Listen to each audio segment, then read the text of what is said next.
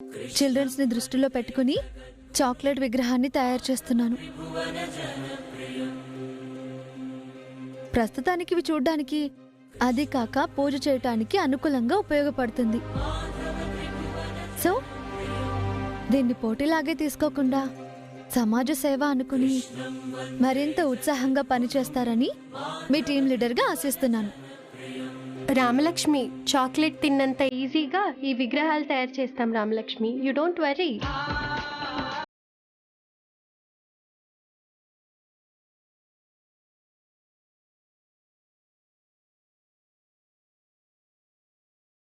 ఈ పోటీ ఏంటో, ఈ చాక్లెట్స్ తో విగ్రహాలు తయారు చేయడం ఏంటో నాకేం అర్థం కావడం లేదు రామలక్ష్మి. చక్కగా కాలేజ్కి వచ్చి చదువుకోకుండా ఈ పోటీలన్నీ అవసరమా చెప్పు?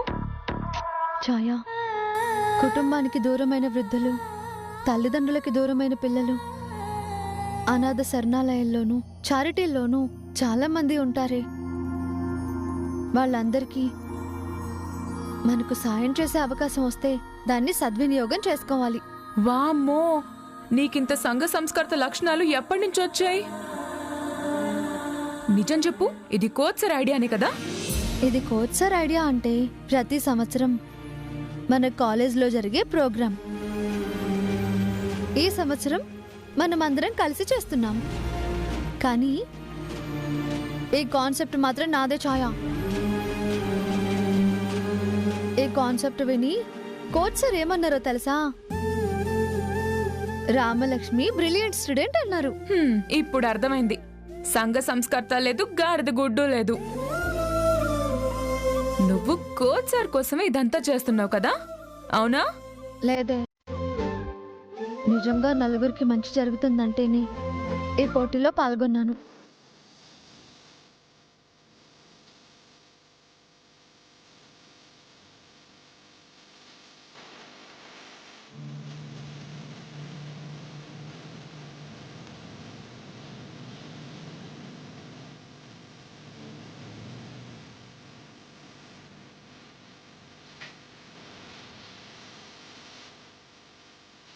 Good morning madam. Good morning Shaurya. ఎలా ఉన్నాయి మా వినాయక విగ్రహాలు? విగ్రహాలు బాగున్నాయి. మట్టితో విగ్రహాలు తయారు చేయాలనే ఆలోచన ఇంకా బాగుంది. Good coordination. Thank you.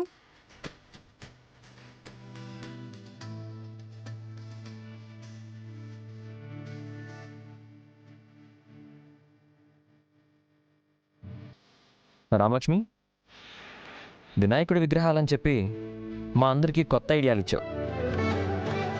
ఇప్పుడు చాక్లెట్ విగ్రహాలు తయారు చేసి పిల్లలకు కూడా కొత్త ఉత్సాహాన్ని అందిస్తుంది. నిజంగా నువ్వు పోటీలోనే కాదు రామలక్ష్మి, ఎలాంటి విషయంలోనైనా తెలివిగా ఆలోచిస్తావు. Really you are an intelligent student Ramalakshmi. మీరు అలా పొగడకండి సార్. ఆనందంలో పోటీ అనే సంగతి మర్చిపోయేలా ఉన్నాను. సరే, సారీ, క్యారీ ఆన్.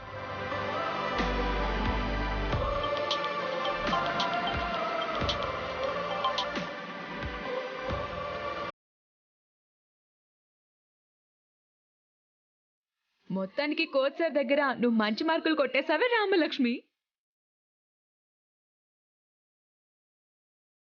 ఈ పోటీల్లో గెలిచి ఎక్కువ అమౌంట్ మన టీం కలెక్ట్ చేస్తే నువ్వు కోచ్ సార్ దృష్టిలో మరింత మంచిదానివైపోతావు. ఈ రోజు ఇంటెలిజెంట్ అన్నాడు, రేపు భార్యగా ఇంట్లో అడుగు పెట్టమంటాడేమో.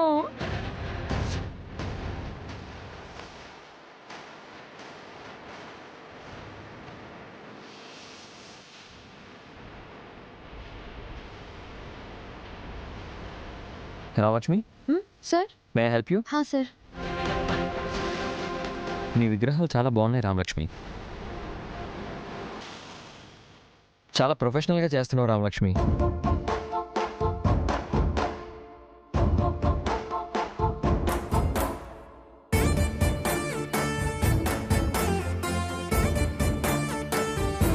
Ramalakshmi,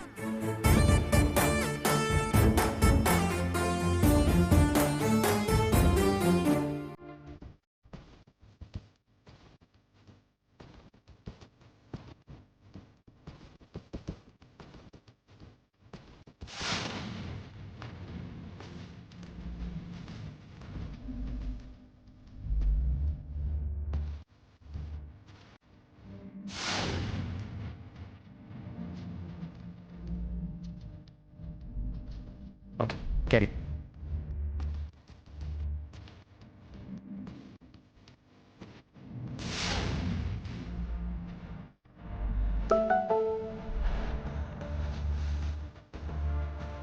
one minute. Principal sir message చేశారు, నేను వెళ్ళి కలిసి వస్తాను. Students, make it fast.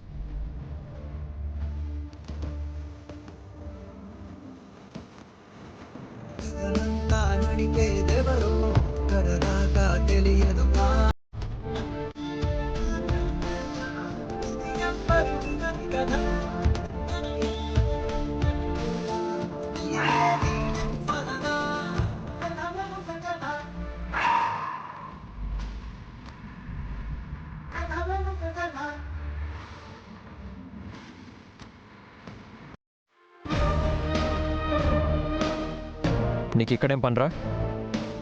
ఈ మధ్య కాలేజీల చుట్టూ తిరుగుతున్నావు, ఎవరిని మోసం చేద్దామని. నేను నీకు మోసం చేసేవాళ్ళ కనిపిస్తున్నానా? అయినా నేను ఎక్కడైనా తిరుగుతాను, నా ఇష్టం వచ్చినట్టు చేసుకుంటాను. అడగడానికి నువ్వెవరు?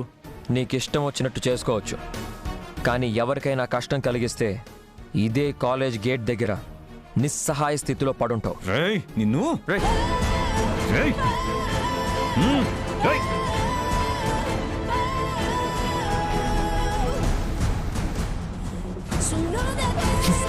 పోరా.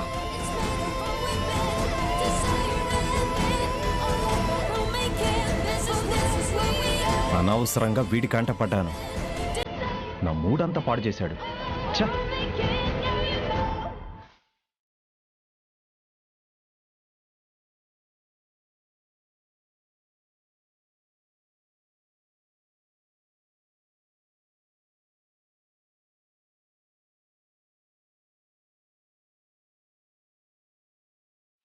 రామలక్ష్మి,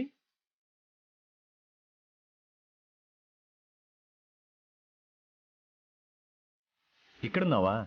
అయినా ఇందాకటి నుంచి పిలుస్తుంటే పట్టించుకోకుండా వెళ్ళిపోతావేంటి? పిలిచారా? ఎప్పుడు? ఏంటి ఛాయా? నీ గురించి అడిగారు అంతే. పోనీ ఇప్పుడు కలిశాను కదా. అమ్మ చెప్పింది వినాయక చవితికి నువ్వు మా ఇంటికి రావాలి. లేదండి, నాకు చాలా పనులున్నాయి. ఇదిగోండి, విగ్రహాలు తయారు చేయాలి, పూజలు చేయాలి. నాకు అస్సలు కుదరదని అత్తయ్య గారికి మీరే చెప్పండి. ఏంటి ఎప్పుడు ఏదో వంకతో తప్పించుకోవాలని చూస్తున్నావు? విన్నావుగా, త్వరలో ముహూర్తాలు కూడా పెట్టుకోబోతున్నారు. ఇప్పటికే నువ్వు నాకు అర్థం కావట్లేదు. ఏదైనా మాట్లాడదామంటే టైం కూడా ఇవ్వట్లేదు. పోనీ నేనే ఛాన్స్ తీసుకుంటే దానికి కూడా బాధపడతావు. అసలు లోపల నేనెంత ఫీల్ అవుతున్నానో తెలుసా? ఈసారి నువ్వు చెప్పినట్టు కాకుండా నేను చెప్పిందే వినాలి రామలక్ష్మి. పద ఇంటికి వెళ్దాం, రా.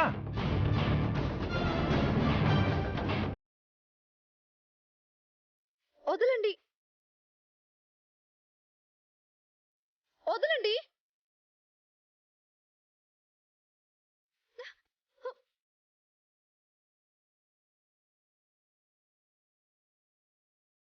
అసలు ఏమనుకుంటున్నారు మీరు? మీ అమ్మగారు చెప్పారని ఎప్పుడైనా ఎలాగైనా బిహేవ్ చేయొచ్చు అనుకుంటున్నారా? ఇది ఒక కాలేజ్, ఇక్కడ కొన్ని రూల్స్ అండ్ రెగ్యులేషన్స్ ఉన్నాయి. ఇలా స్టూడెంట్స్ అందరి ముందు మాట్లాడడం కరెక్ట్ కాదు. దయచేసి ఇక్కడ నుంచి వెళ్ళిపోండి, వెళ్ళండి.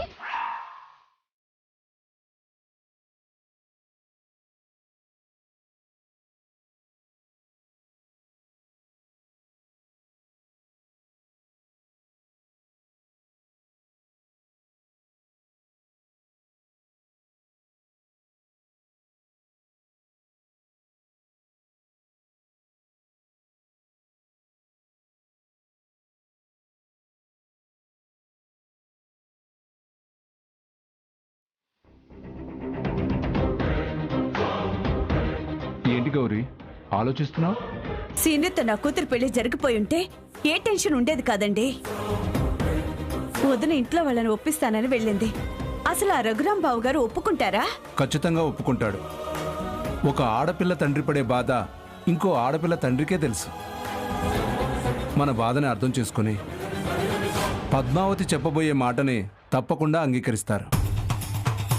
ఎవరు ఎన్ని అనుకున్నా చారుకి శ్రీనుకి పెళ్లి జరుగుతుంది. అలా అని చెప్పి తడిగుడ్డ వేసుకొని పడుకోకూడదు నాన్న. ఇన్నాళ్ళు రఘురామ్ గారు ఉన్నారన్న నమ్మకంతోనే పెళ్లి ఏర్పాట్లు అన్నీ చేసేసాం. కానీ చివరి నిమిషంలో పరిస్థితులన్నీ దాటిపోతే ఆ దేవుడు కూడా ఏం చేయలేడు అని ఒకసారి రుజువు అయింది కదా. అంటే ఏంటమ్మా, సీనితో నీ పెళ్లి జరుగుతుందనే నమ్మకం లేదా? పెళ్లి జరిగి నేను ఆ ఇంటి కోడలుగా వెళ్లేంత వరకు నాకు నమ్మకం లేదు. నాకు గాల్లో మేడలు కట్టడం తెలీదమ్మా. ఇప్పటి వరకు జరిగినవన్నీ ఆలోచిస్తుంటే నాకే కాదు, ఈ పెళ్లి జరుగుతుందని భూమి మీద ఉన్న ఎవ్వరికీ నమ్మకం రాదు. అంటే ఇప్పుడు మేము ఊహల్లో బతుకుతున్నాం అంటావు? అక్కడికి వెళ్ళింది మామూలు మనిషి కాదమ్మా, పద్మావతి. అంటే శ్రీనుని నవమాసాలు మోసి కన్న తల్లి ఆవిడే చెప్పాక ఇంకా ఆలోచిస్తావేంటమ్మా? అదిగో మాటల్లోనే వస్తున్నారు. వదినా, అంతా ఓకేనా? అంతా అయిపోయింది. ఆహా, అంతా అయిపోయింది అంటే మా చెల్లి రఘురామాని పెళ్లి కొప్పించిందన్నమాట. ఓహో, మీకు ఇలా అర్థమై చచ్చిందా? బావగారు, మీరు మరీ ఎక్కువ ఎక్స్పెక్ట్ చేస్తున్నారు. పెళ్ళి ఫిక్స్ అయింది మన సీనుకి చారుకి కాదు, గువ్వ గోరింకాని తిరుగుతారు కదా, ఆ సీనుకి ఆద్యకి.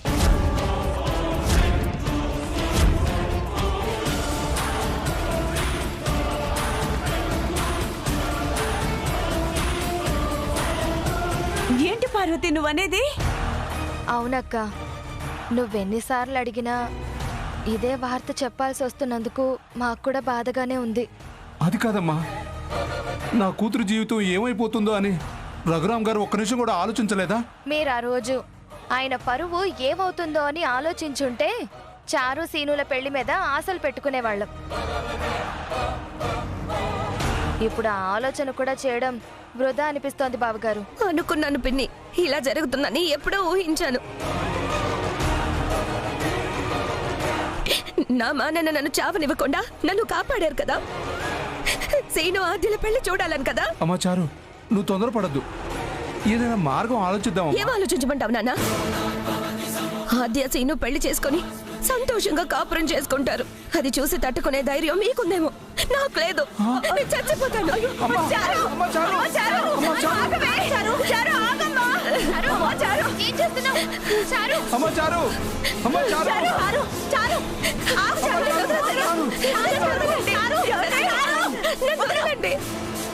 పిచ్చి పట్టిందా నీకు? మరి ఏం చేయమంటారు అత్తయ్య? ఆ ఆద్యకి సీనుకి పెళ్ళంటే నీకే కాదే, నేను కూడా భరించలేకపోతున్నాను. కానీ ఏం లాభం అత్తయ్య? మీ మాట ఎవరు పట్టించుకుంటున్నారు? మీరు పేరుకి తల్లంతే. అక్కడ శ్రీను పెళ్లి చేయడానికి చాలా మంది ఉన్నారు. ఆపు చారు, ఇంకా ఆపు. ఇన్నాళ్ళు జానకి వదిన ఆట ఆడించింది కాబట్టి కథ ఇంతవరకు వచ్చింది. ఇప్పుడు నేను ఆట మొదలు పెడతాను. నువ్వు నా కోడలు కాకుండా ఎవరు ఆపుతారో నేను చూస్తాను. అది కాదత్తయ్య, పెద్దనాన్న వాళ్ళ పెళ్లి నిశ్చయించారు. మీ పెళ్లి కూడా నేను నిశ్చయించాను కదా, అది ఆగిపోలేదా? అలాగే వాళ్ళ పెళ్లి కూడా ఆగిపోతుంది. ఎప్పటికైనా నువ్వే నా కోడలు. నా ఇంట్లో నువ్వే దీపం పెడుతున్నావు అంతే. ఇలాంటి పిచ్చి పని ఇంకెప్పుడు చేయకు. పార్వతి, చారు, ఏంటమ్మా ఇది? మేమేమైపోవాలి?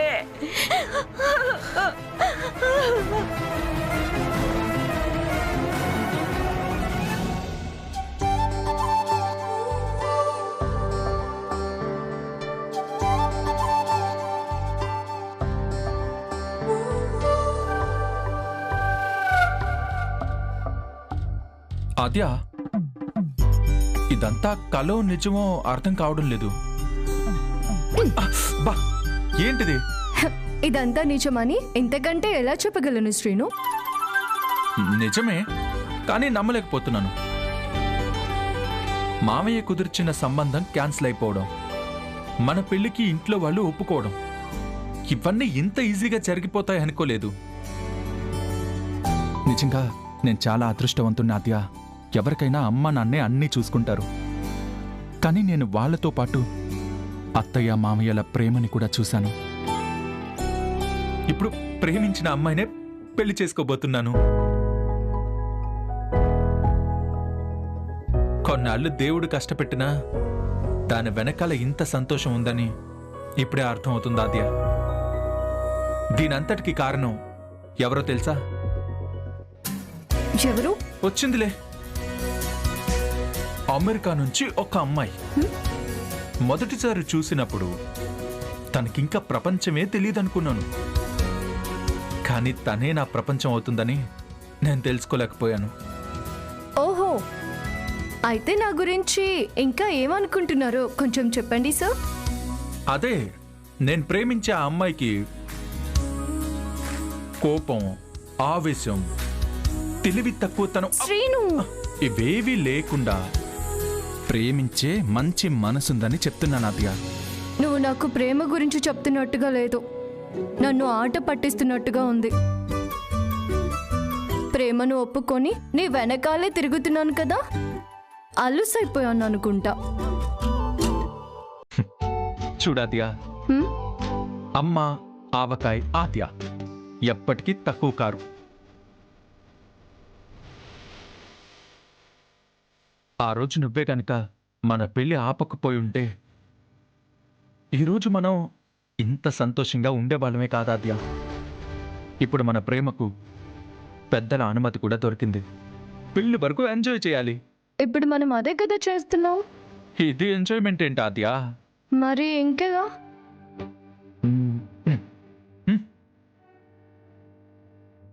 ఇదే పుచ్చకాయని ఇద్దరం తినాలి.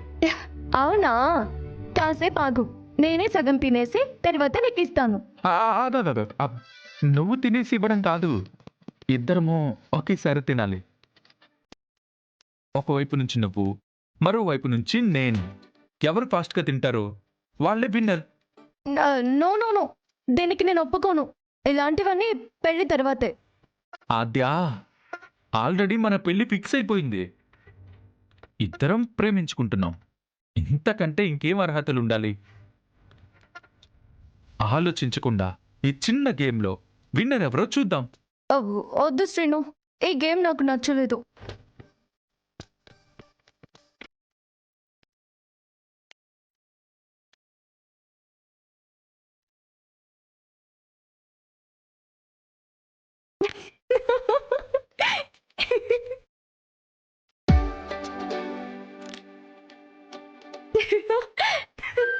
హలో, ఎందుకు నవ్వుతున్నావు?